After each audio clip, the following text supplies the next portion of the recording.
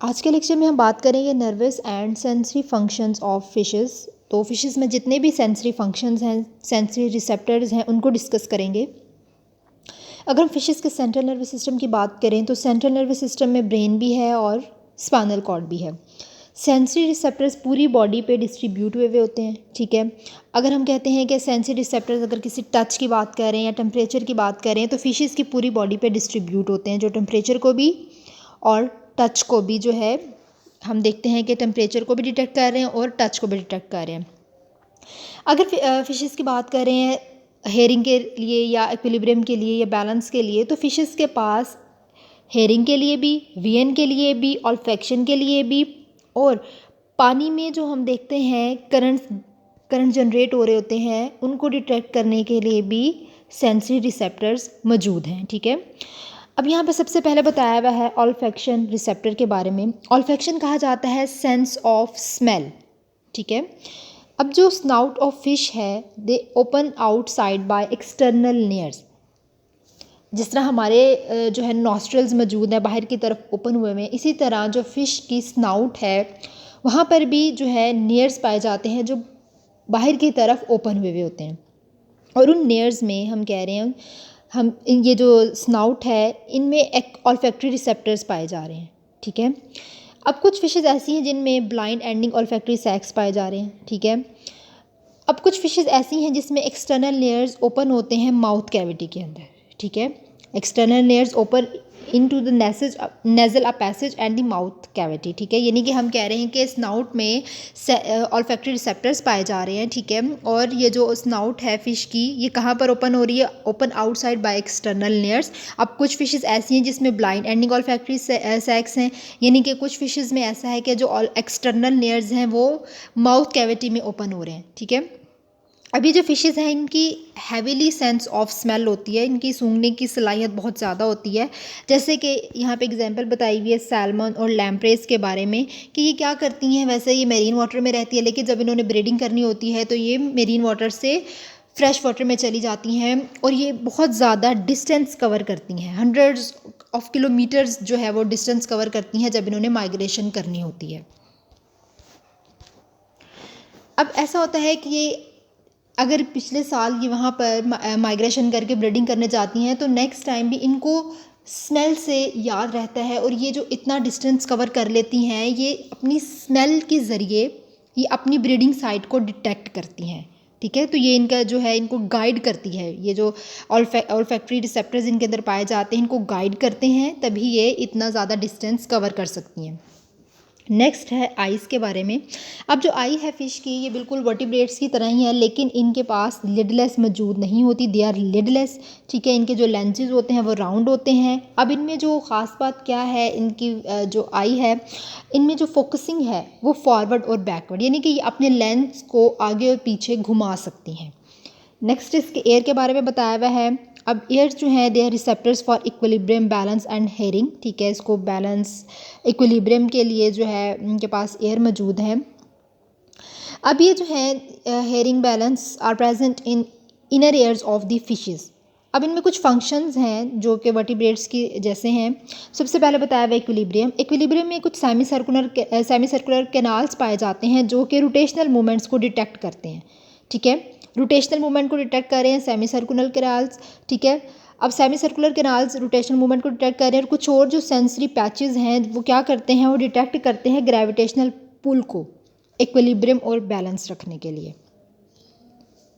अब जो फिशेस हैं दे लेक द आउटर और middle ear, outer and middle layers conduct sound waves to the inner ear in other vertebrates, ठीक है। अब इसमें जो फिशेस हैं इनमें आउटर और जो मिडल एयर है वो नहीं है, ठीक है, क्योंकि आउटर और जो मिडल एयर है वो क्या करता है, वो साउंड वेव्स को कंडक्ट करता है to the inner ear in other vertebrates. बाकी वर्टिब्रेट्स की अगर हम बात करें तो आउटर और जो मिडल एयर है वो क्या करता है, साउंड्स को इनर एयर तक भेजने में हेल्प कर रहा होता है।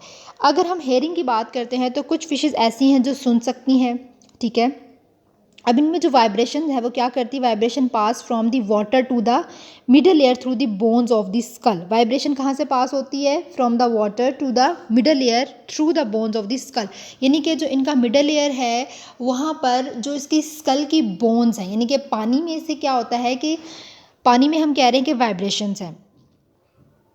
अब हम कह रहे हैं कि वाइब्रेशन किस तरह से पास हो रही है, इसकी जो स्कल में बोन्स हैं उनके ज़रिए इसके मिडल एयर में पास हो रही हैं। अब कुछ फिशेस ऐसी हैं जिनमें बोनी ऑसिकल्स पाई जाती हैं, ठीक है। ये जो ऑसिकल्स हैं ये क्या काम करती हैं, they connect the swim bladder to the back of the skull. ये क्या काम कर रही हैं, स्विम ब्लैडर को कनेक्ट कर रही हैं स्कल की बैक से। अभी जो स्विम ब्लैडर है ये क्या काम करता है, swim bladder can amplify the vibrations and the ossicles then send them to skull. अब ये जो स्विम ब्लैडर है ये इन वाइब्रेशंस को स्ट्रॉन्ग बनाता है, एम्पलीफाई कहते हैं स्ट्रॉन्ग को, तो स्विम ब्लैडर इनको स्ट्रॉन्ग बनाता है और फिर इनको स्कल में आगे भेजता है। आगे है लेटरलाइन सिस्टम। लेटरलाइन सिस्टम की अगर हम बात करते हैं तो मोस्टली फिशेज़ में लेटरलाइन सिस्टम मौजूद होता है।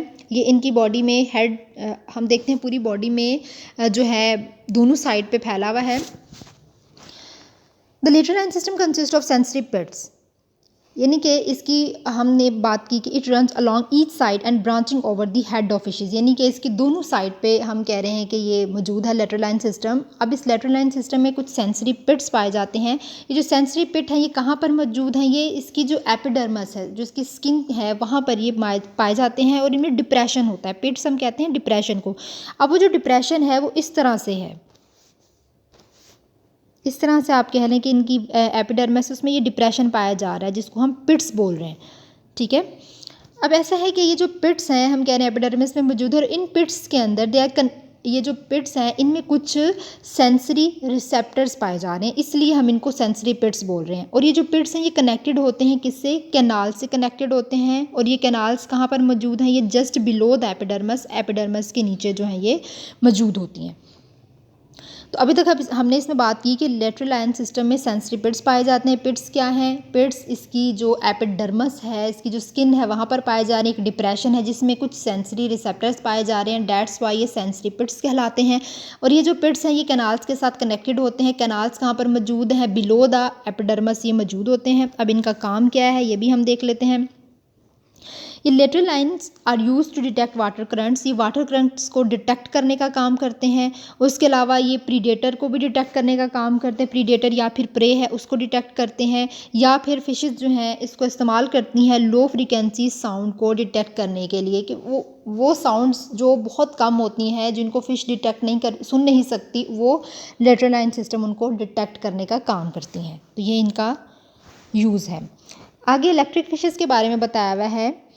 अब इलेक्ट्रिक फिशेस में क्या बताया हुआ है कि the activities of nerves and muscles produce weak electrical fields in all organisms.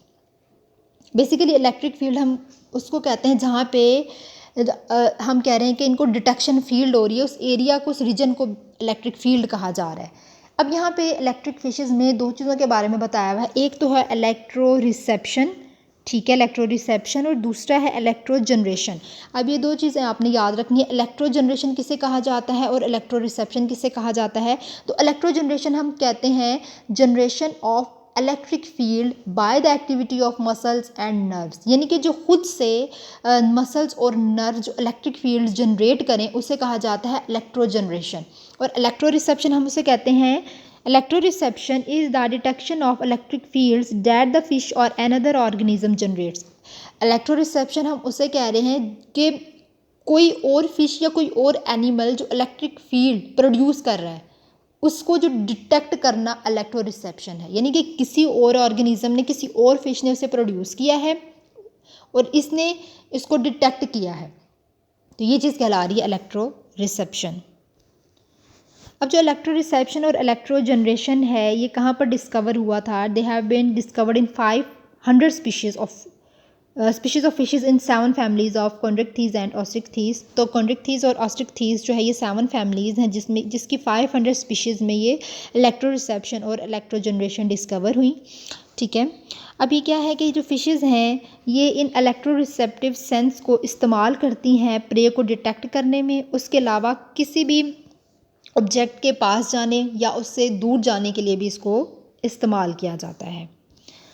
इलेक्ट्रोरिसेप्शन in sharks. इलेक्ट्रोरिसेप्शन in sharks की बताया हुआ है कि जो sense of prey detection is better developed in rays and sharks. तो अब ये जो इलेक्ट्रोरिसेप्शन है ये बहुत ज़्यादा वेल डेवलप्ड होती है शार्क्स और रेज में।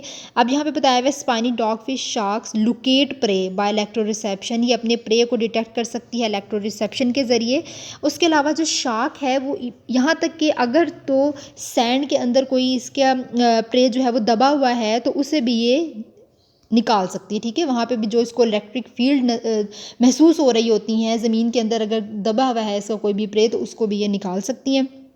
उसके अलावा अब यहाँ पे बताया हुआ है कि जो शार्क्स हैं they can not find a dead flounder buried, यानी कि अगर ज़मीन के अंदर कोई मरी हुई है, कोई ऑर्गेनिज्म मरा हुआ है तो उसको ये फाइंड नहीं कर सकते क्योंकि वहाँ वो जो है इलेक्ट्रोड जनरेट नहीं कर रहे, ठीक है। उसके अलावा ये उस तरह के ऑर्गेनिज्म को भी फाउंड नहीं कर सकते जिसकी जो बॉडी है उस पे इंसुलेटिंग पॉलीविनाइल शीट है, तो उसको भी ये डिटेक्ट नहीं कर सकते। Next, electro reception and electro generation in electric fish. अब कुछ फ़िशेस ऐसी होती हैं जो कि इलेक्ट्रो रिसेप्शन के लिए कैपेबल होती हैं, ये इलेक्ट्रिक करंट्स को जो है जनरेट कर रही होती हैं। अब यहाँ पे बताया हुआ है एक इलेक्ट्रिक फ़िश जो है जिसका नाम है गिम्नरेकस निलोटिकस। ये कहाँ पर रहती है? ये फ्रेश वाटर, अफ्रीका का जो फ्रेश वाटर है वहाँ पर रहती है। अब यहाँ पे इनमें जो हम कह रहे हैं इलेक्ट्रिकल डिस्चार्ज ऑर्गन है वो कहाँ पर पाया जाता है, तो ये अगर आपसे पूछा जाए पेपर में एमसीक्यूज़ वगैरह में कि इनके इलेक्ट्रिकल ऑर्गन कहाँ पर पाए जाते हैं, तो इनका जो इलेक्ट्रिकल ऑर्गन है वो कॉडल फिन के पास, यानी कि कुछ मसल्स हैं जो इसकी कॉडल फिन के पास पाए जाते हैं जो कि इलेक्ट्रिकल डिस्चार्ज ऑर्गन कहलाते हैं, यानी कि वो इलेक्ट्रिक करंट को प्रोड्यूस करते हैं। और ये जो करंट है ये कहाँ पर स्प्रेड हुआ था? It's spread between the tail and the head, यानी कि ये आपको इलेक्ट्रिक ऑर्गन नज़र आ रहा है। यहाँ पे ये इलेक्ट्रिक ऑर्गन, जैसे ये इसकी कॉडल फिन है, यहाँ पे कुछ इलेक्ट्रिक ऑर्गन प्रोड्यूस होते हैं जो कि इसकी हेड, इसकी टेल से लेके इसकी हेड तक इस तरह से ये जनरेट हुए होते हैं, इस तरह से ये इलेक्ट्रिक करंट जनरेट हुए होते हैं, ठीक है। अब ऐसा होता है कि अगर तो कोई इनके हेड के पास कोई भी और ऑर्गेनिज्म या कोई भी चीज़, कोई ऑब्जेक्ट आ जाता है, तो यहाँ पे फॉर एग्जांपल कोई ऑब्जेक्ट आ गया है तो उसने क्या किया कि इस इलेक्ट्रिक फील्ड को डिस्टॉर्ट किया, ठीक है। तो जैसे इसने इलेक्ट्रिक फील्ड, इनके एक घेर बना हुआ होता है, जैसे ही वो इलेक्ट्रिक कोई ऑब्जेक्ट इसके हेड के पास आ गया तो इनका ये इलेक्ट्रिक फील्ड जो है वो डिस्टॉर्ट हो जाएगा। तो इनको फ़ौरन से पता चल जाता है कि अब जो है हमारे यहाँ पे कोई ऑब्जेक्ट आ गया है, तो ये फ़ौरन से उसको डिस्टॉर्ट कर देती हैं। तो इस तरह से ये फील कर लेती हैं कि कोई भी अगर इनके उस एरिया में, उस इलेक्ट्रिक फील्ड में अगर कोई ऑब्जेक्ट आ गया है तो इनको फ़ौरन से पता चल जाता है और ये अपना पैटर्न चेंज कर सकती हैं। अब ये जो हमने बात की थी गिम्नरेकस की, ये कहाँ पर रहती है? They live in murky fresh water, यानी कि मर्की हम कहते हैं जो अनक्लियर वाटर होता है, वो जो गदला पानी होता है, वहाँ पर ये रहती हैं। वहाँ पे आँखों का इस्तेमाल करना तो मुश्किल होता है, तो ये वहाँ पर इन्हीं इलेक्ट्रिकल सेंसेस का इस्तेमाल करती हैं अपने प्रे को डिटेक्ट करने के लिए। नेक्स्ट बताया हुआ है इलेक्ट्रिक ईल और इलेक्ट्रिक रेज के बारे में। अब जो इलेक्ट्रिक ईल है यानी कि अब बोनी फिश और जो इलेक्ट्रिक रे है ये एलास्मोब्रैंक है, ये बहुत ज़्यादा स्ट्रॉन्ग इलेक्ट्रिक करंट को प्रोड्यूस करते हैं। अब ये जो इलेक्ट्रिक ईल है ये कहाँ पर रहती है? They live in a river of Amazon basin in south America, जो अमेरिका में एक बहुत फेमस, आपने नाम सुना ही होगा अमेजॉन रिवर का, वहाँ पर ये पाई जाती है और ये इलेक्ट्रिक करंट को प्रोड्यूस करती है। इनके जो इलेक्ट्रिक करंट के प्रोड्यूस करने का जो ऑर्गन है वो कहाँ पर पाया जाता है? प्रेजेंट इन द ट्रंक, ठीक है। यानी कि हमने जो पहले बात की थी गिम्नरेकस की, वहाँ पे जो इलेक्ट्रिक ऑर्गन था वो इसकी कॉडल फिन के पास पाया जाता था। इलेक्ट्रिक ईल में जो ऑर्गन है वो इसके ट्रंक के पास पाया जाता है और ये जो शॉक है वो 500 वोल्ट तक जो है डिलीवर करते हैं। ये मोस्ट इम्पॉर्टेंट पूछा जाने वाला क्वेश्चन है, अक्सर एमसीक्यूज़ में पूछा जाता है।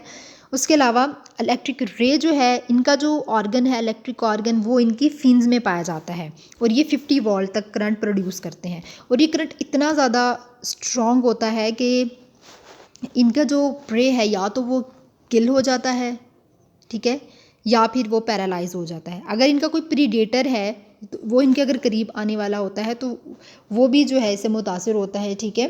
तो ये बहुत ज़्यादा स्ट्रॉन्ग करंट को प्रोड्यूस करते हैं और ये इसी करंट को प्रोड्यूस करके ख़ुद को महफूज रखती हैं। तो अब हमारा ये वाला टॉपिक कंप्लीट हो गया है।